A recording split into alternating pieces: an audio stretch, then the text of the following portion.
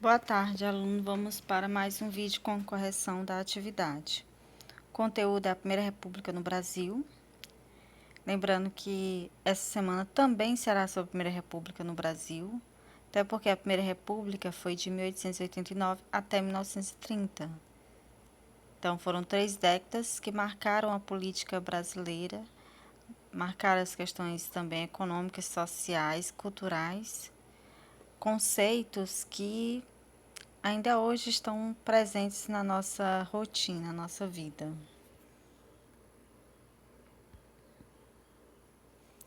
Então, vamos lá para a correção da atividade 7. Nessa atividade, eu priorizei pesquisa que envolvia esses conteúdos, né? Esses conceitos tão presentes na Primeira República. E aí são conceitos que marcaram aí a chamada Primeira República, República Velha. Vocês vão ver em livros tanto Primeira República ou a chamada República Velha, que vai de 1889 a 1930. Primeira questão. Pesquise na internet, elabore em seu caderno um glossário histórico com as palavras abaixo e os conceitos que se referem à Primeira República. Primeiro é oligarquia. O que é oligarquia? Que vocês vão ver tanto nesses conteúdos da Primeira República, como vão ver posteriormente. Oligarquia é um regime político em que o poder é exercido por um pequeno grupo de pessoas pertencentes ao mesmo partido, classe ou família.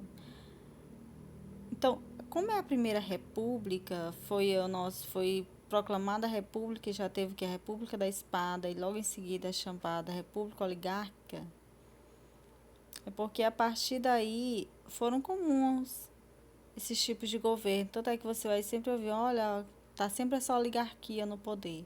Ou seja, está sempre esse pequeno grupo no poder. Às vezes é sempre a mesma família que está governando aquele estado, aquela cidade, olha aquela oligarquia ali, ou seja, sempre aquela mesma família, aquele mesmo partido que governa. Então isso é chamado oligarquia, um regime político que o poder é exercido por um pequeno grupo de pessoas pertencentes ao mesmo partido, classe ou família. A República do Café com Leite. A República do Café com Leite é o nome que se dá ao processo de alternância de poder entre os estados de Minas Gerais e São Paulo, que ocorreu durante a chamada República Oligárquica, a fase da República Velha, que foi de 1889 a 1930, que teve início em 1898, sob a presidência de Campos Salles.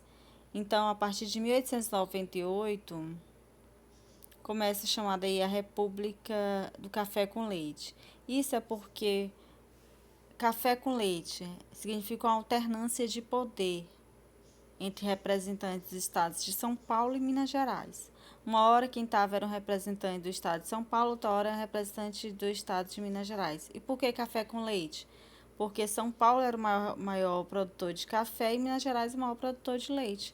Então, todos os outros estados não tinham muito poder e importância na hora da escolha para a presidência da República. Por isso que é chamada República do Café com Leite. Já a política dos governadores foi, em linhas gerais, um acordo firmado no governo do presidente Campos Salles, por meio do qual a presidência da República e as oligarquias estaduais se comprometiam a manter uma relação de apoio mútuo.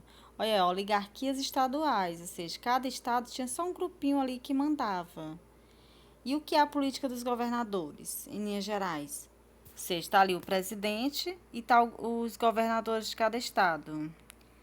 E eles simplesmente trocavam favores entre si e cada um apoiava, tanto o presidente apoiava aquele governador, como aquele governador apoiava o presidente. E assim trocavam o que? Era uma relação mútua e trocavam os favores. E permitia que aquele grupo ali sempre permanecesse no poder no Estado, e quando fosse para a sucessão do presidente, também tivesse um acordo entre os governadores e os estados para que aquela pessoa escolhida se tornasse ali o presidente da República.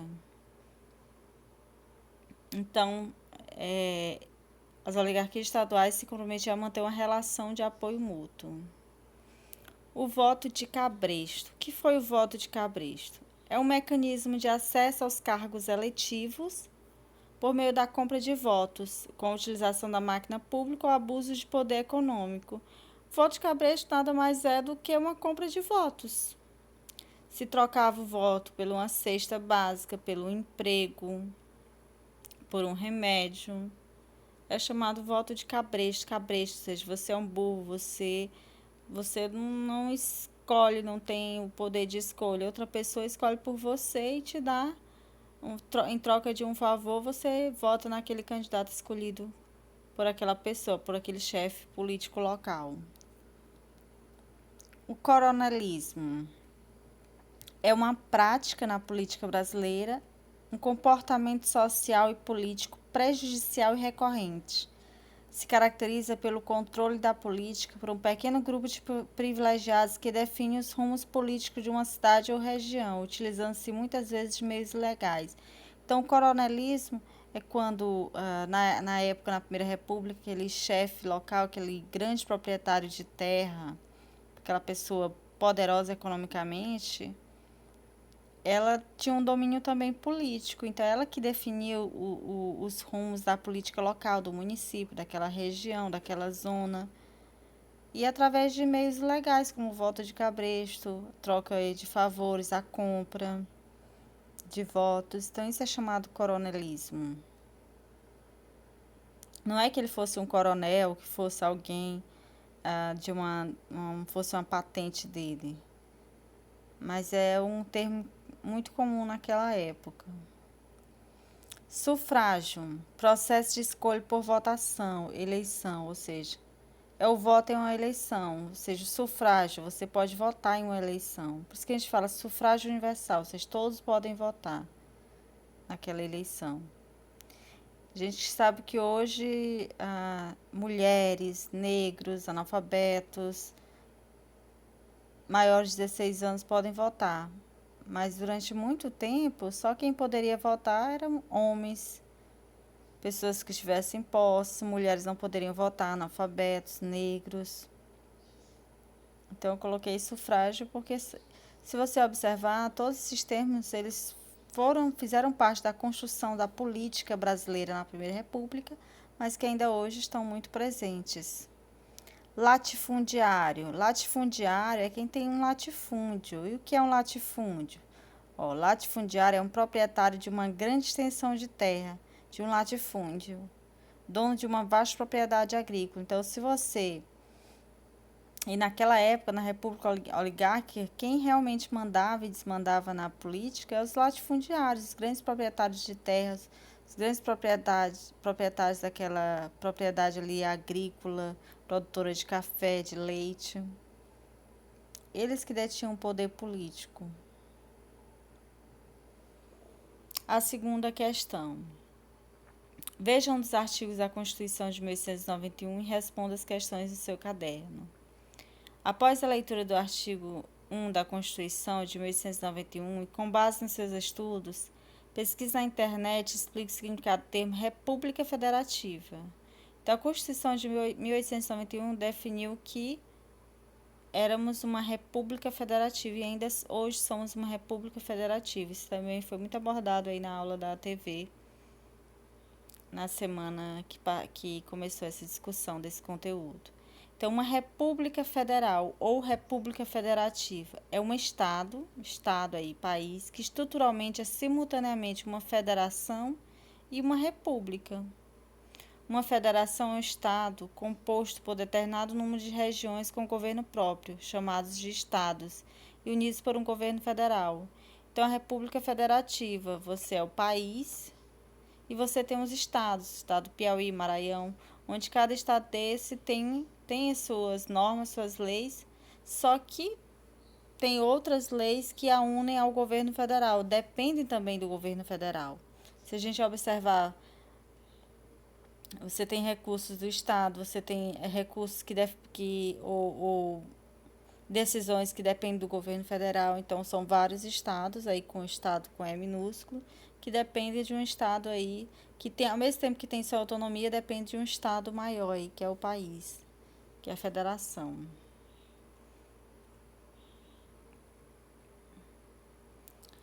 Bem, a Constituição de 1891 foi a primeira Constituição republicana do país, promulgada após 2 anos de negociações. A sua proclamação trouxe independência entre os três poderes, bem como o fim de instituições monárquicas, como o poder moderador e o Conselho de Estado. Baseado na nossa atual Constituição Federal do Brasil, qual a função dos três poderes políticos? Essa questão foi para frisar que no Império nós tínhamos o poder executivo, legislativo, judiciário e o poder moderador, que dava amplos poderes aí para o imperador. Com a proclamação da República, foi retirado o poder moderador e ficou apenas três poderes: executivo, legislativo e judiciário.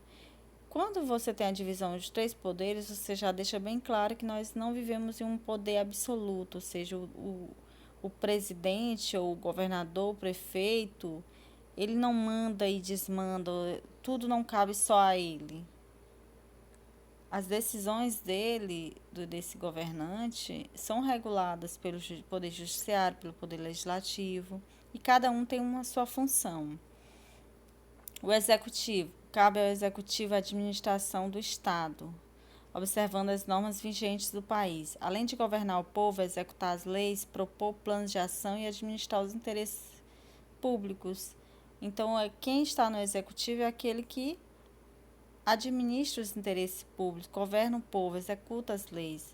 É o presidente, é o prefeito, fazem parte aí do poder executivo. O legislativo.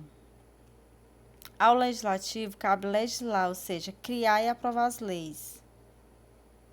E fiscalizar o executivo, sendo ambos igualmente importantes. Tanto o executivo como o legislativo e o judiciário tem a sua importância, são importantes. O legislativo, ele cria, ele aprova as leis, tudo tem que passar ali pela Câmara dos Deputados, senadores.